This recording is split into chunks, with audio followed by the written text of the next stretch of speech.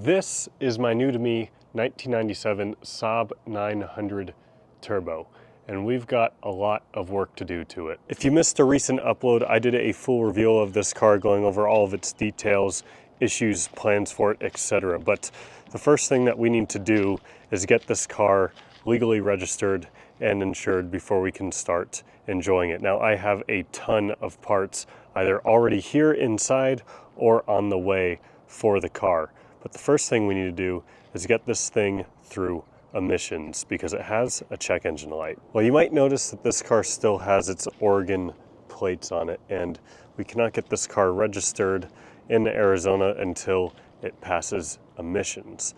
Now, I thought that was going to be very easy.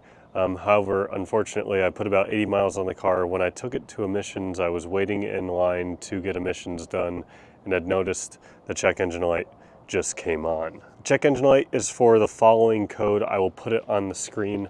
After doing a good bit of research, I realized it seems like the most common fault for this code is thankfully very simple, and that is the gas cap. Now, you might notice this is not a factory gas cap on this car. This is a aftermarket locking gas cap. What I have here though is an OEM Saab gas cap. So I'm really hoping that this is a simple fix and this will solve my check engine light. Got that opened up. Let's screw it on there.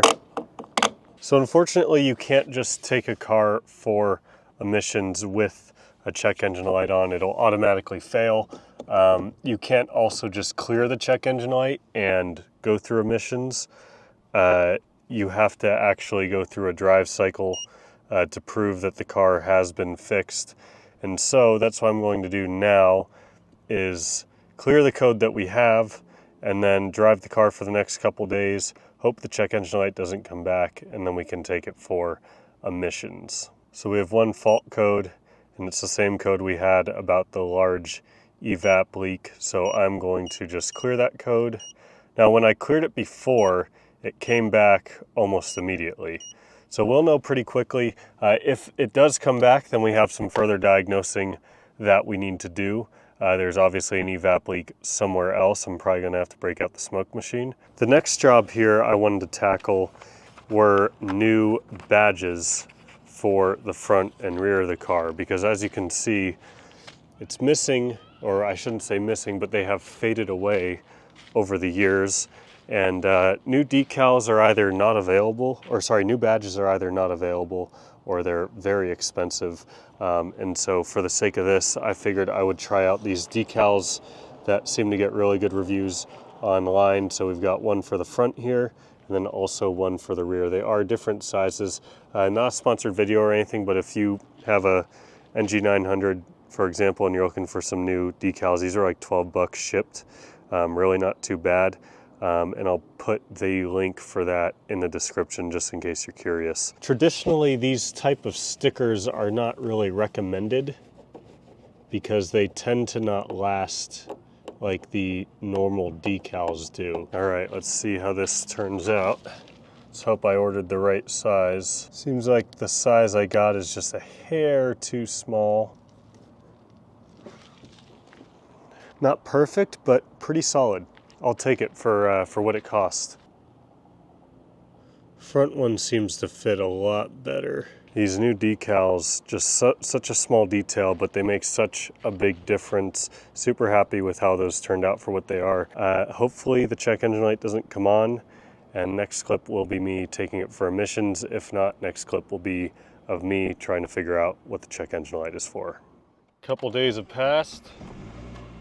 We've put about 55 miles on the car so far, and no check engine light has returned with the new gas cap. So I think it's time to take this thing for emissions. Fingers crossed, it'll pass. One thing I'll say about this car, and I have my mic unplugged so you can really hear it, is it's just loud on the highway. I've noticed that the couple times the tachometer has worked, it's sitting around 3,000 RPM at about 75 miles an hour, so the gearing is pretty short, which is a little disappointing. So there's a good bit of just like engine noise. It's not really road noise, but it's just engine noise. And this car doesn't have an aftermarket exhaust or exhaust leak or anything. I don't know if any of you other NG900 owners have noticed the same thing, but it's just kind of loud and buzzy. Just an observation. Here we are. Let's hope she passes. All right, it passed. There we go. Gas cap fix worked. I didn't want to get too confident about this. Well, look at that big lizard running across the street there. Oh, I don't know if I got it on camera. You know, I didn't want to be too confident about my gas cap fix, but what? Oh, look at that! Wow, that's beautiful. Didn't want to be too confident about my gas cap fix, but when I saw it had the aftermarket gas cap, I immediately was like, that's probably our issue. So, good to know. Let's go get this thing registered. Man, the cars are out on this random Thursday morning. This RWB 911. Look at this thing. Wow.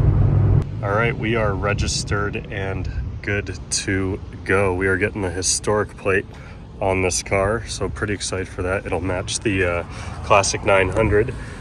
But let's get this thing home because there's a couple more things I want to do to it in this video. It's a shame this only has 2 license plate screws on it. I'll have to either order 2 more with my next parts order or grab a couple at the junkyard. Officially legal. Always an exciting moment. Because these paper ones like to flap around, I'm going to do it on the corners. That'll probably work better than just doing the top 2.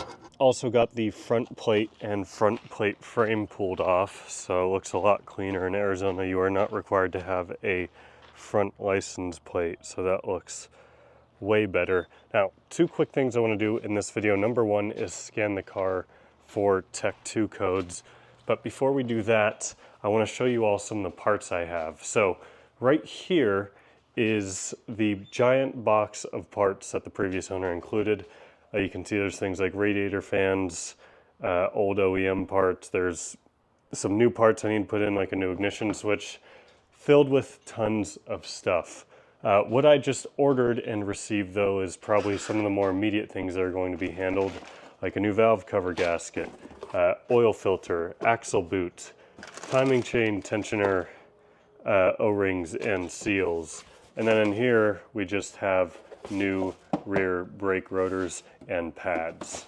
And of course, some oil for an oil change because the oil in this car is filthy. I do think I'm going to drop the oil pan to check for sludge and clean that up. So I'll probably wait to do the oil change until I do that. But with that in mind, there's kind of a very quick glimpse of this stuff and what you can expect in the coming weeks on this car. But let's scan this thing with the Tech 2. I think the Tech 2 will work on it. And hopefully it'll give me some fault codes for things like the radio and other little electrical issues that it has. Oh, wise and powerful Tech 2. Let's see what secrets you can tell me. Just gonna do some diagnostics. It does not go back to 97. Oh no. What if I scan it as a 98? Is that possible? No, it doesn't give me, makes me go 93. Huh. Okay, let's give it a try. All right, well, it's saying I can't scan it because there's no communication with the dice. I'm thinking that's because it thinks this car is a 9.3 when it's a 900. So I don't know what's up with that. I thought you could scan these with a Tech 2. Maybe I'm wrong. I think I might need a different card, but let's do some research on that. After a quick bit of research, as I had confirmed, I do need either a different card or older software to read this car out. Not a big deal.